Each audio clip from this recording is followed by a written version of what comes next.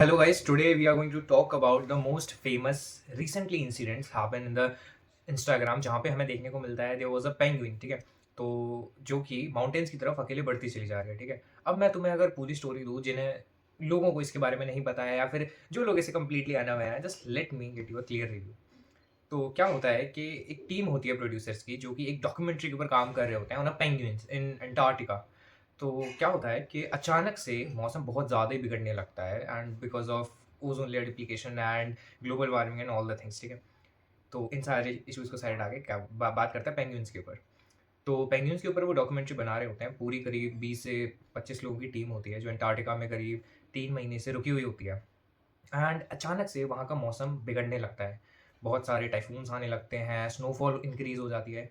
तो पैंगुइन्स की भी ना एक लिमिट होती है जहाँ पे वो लोग सर्वाइव कर सकते हैं एंड जहाँ पे वो लोग फूड ढूंढने निकलते हैं या फिर जब वो ट्रैवल करते हैं all over the Antarctica according to the temperature.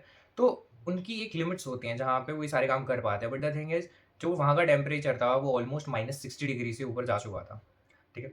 तो अब यहाँ पे क्या होता है कि सारी पेंगुइन्स जब वो लोग इस चीज़ को डॉक्यूमेंट कर रहे होते हैं कि मौसम चेंज हो रहा है एंड चीज़ें ख़राब हो रही हैं, वहाँ पे बहुत सारे टाइफून्स आ रहे हैं, तो सारी पेंगुइन्स जो होती है ना, जो पूरा पैक होता है अराउंड 150 टू 200 पेंगुइन्स का, वो वहीं पर रुक जाता है एंड वहीं पे एक जगह खड़े होकर खुद को उस टाइफून के अपोजिट जाने की बजाय खड़े होकर स्टेबल रह के सर्वाइव करने की कोशिश कर रहे हैं सब लोग। Every each and every penguin was trying to survive on their own, ठीक है। But there was one penguin, ठीक है, जो कि पैक से एकदम अलग, एकदम अकेले साइड में जाने लगता है। साइड में इन द सेंस अपोजिट, जिस तरफ से तूफान आ रहा होता है उस साइड की तरफ जाने लगता है। हम क्या देखते हैं डॉक्यूमेंट्री में कि जो भी पेंगुइन अपनी जगह खड़ी थी वो सारी जम रही हैं, ठिठुर रही हैं, एकदम ठंड लग रही है उन्हें बहुत तगड़ी वाली।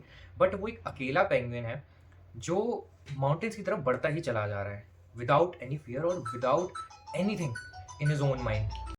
वो लोग जो डॉक्यूमेंट्री बना रहे होते हैं उनमें से कुछ लोग जाके उसे रोकने की कोशिश करते हैं, उसके रास्ते में आते हैं, तो वो बस उनसे आगे जाता है उनको क्रॉस करके and still he is chasing towards mountain. वो तुमने लैला मजनू मूवी में देखा होगा ना, वो मजनू जो होता है वो बोलता है कि मुझे उस पहाड़ों के पार जाना है। तो बहुत लोग इस मीम को लेके बोल रहे हैं कि उसको उस पहाड़ों के पार जाना है, उसको देखना है उस पार क्या है। बट जब ये डॉक्यूमेंट्री कंप्लीटली रिकॉर्ड हो गई एंड लोगों को इस बारे में पता चला, साइंटिस्ट को पता चला, तो वो लोग वहाँ पे पहुंचे। उन्होंने जब ऑब्वियसली कि एक पेंगुइन है जो कि अपने टेम्परेचर से ज़्यादा, अपनी लिमिट से ज़्यादा क्रॉस करके जा रहा है, then he would definitely die.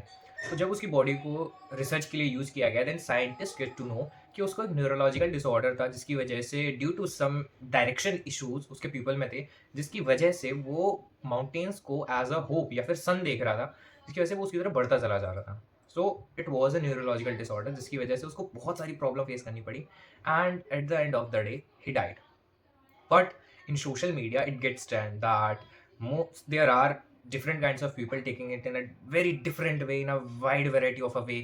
क्योंकि कुछ लोग हैं जो इसको एज अ मोटिवेशन ले रहे हैं that he was a king, he fought alone, he was standing alone, he doesn't like any other penguin who give up to just die, he dies on his own way and he died like a king and all the things। and कुछ लोग बोल रहे हैं कि वो जिंदगी से थक गया था, जिंदगी से परेशान था, जिंदगी से ऊब गया था and that's why he wanted to die, जिसकी वजह से उसने ये रास्ता चुना जहाँ पे सब लोग सर्वाइव करने की कोशिश कर रहे थे। He choose to die, that's what everybody says. But according to me the thing is कि इस चीज़ को लेकर भी हर परसेप्शन रह सकते हैं क्योंकि हमें नहीं पता कि वो वहाँ क्यों जा रहा था, ठीक है। हमें एग्जैक्टली रीजन नहीं पता, साइंटिस्ट ने बता दिया it's a neurological disorder, but the thing is we will never get to know that why he was there, why he was standing there, why he was walking alone on the path where he knows that he is going to die.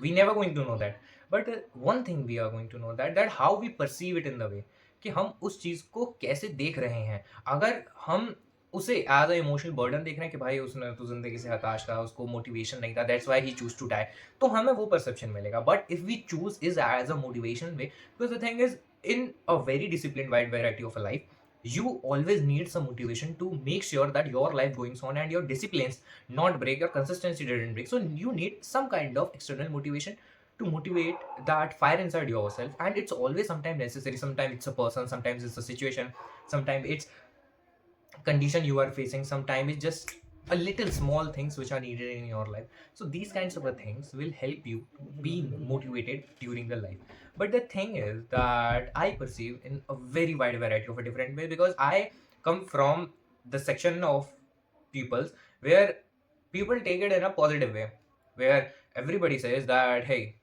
he is like a king. वो KGF में movie में dialogue है ना कि कुछ लोग होते हैं जो एक 100 साल जीते हैं लेकिन गुलामों की तरह जीते हैं, एंड कुछ लोग होते हैं जो एक दिन भी जीते हैं लेकिन राजा की तरह जीते हैं. So I take it in that way that no matter that what he took the step और he died, he choose to believe in himself. He doesn't listen to anybody. He just choose that hey, I want to do it. I want to go through that mountains. I want to go against the winds. Want to against the typhoons. I just want to go against everything which is possibly can stop me. Even though I died, I don't care. It's not if I can. It's that I wanted to do that. So that's why I choose this path. And even if at the end of the day this path kills me, I accepted death as an honor, because the path is chosen by me and not by any other person or any other one around me. That's how proudful he was. I was just thinking that hey, he died, but he died with a proud. He died with an honor that I choose my own path. I wrote my own destiny. I walk on it, and I died on it. That's how a happy life sounds. That's how a brave life. That's how the thing sounds when you die. And I think that should be your own life philosophy. That's it's mine though. But the thing is, I recommend it to everybody that it should be your life philosophy in that way. That no matter what happens in your life, no matter how crucial it is, no matter how hard it gets, you just have to bounce back and choose your own path from your own hand. Because the thing is, nobody in this world cares. At the end of the day, you are going to die. So die with the pride, die with the honor, die with the happiness on your face that hey, I lived a good life. I lived with full of my pride. I lived with an honor. And now even if I'm going to die, I'm die with a smile on my face. So that's for all today's guys. बहुत हो गया ज्ञान की बातें. And if you like this video, please like it. And if you don't like it, please let me know in the comment section that what part you don't get it, or what part you want me to explain, or what part I need to improve. And share with your friends to let them know कि penguin का क्या scene था असलियत में. And उनसे पूछो कि तुमने उस तरह वो जो पेंगुइन वाला सिनेरियो है ये वाला, इसको किस तरीके से लिया है. And subscribe to my channel. That's for all today's guys. See you in my next video. Bye bye.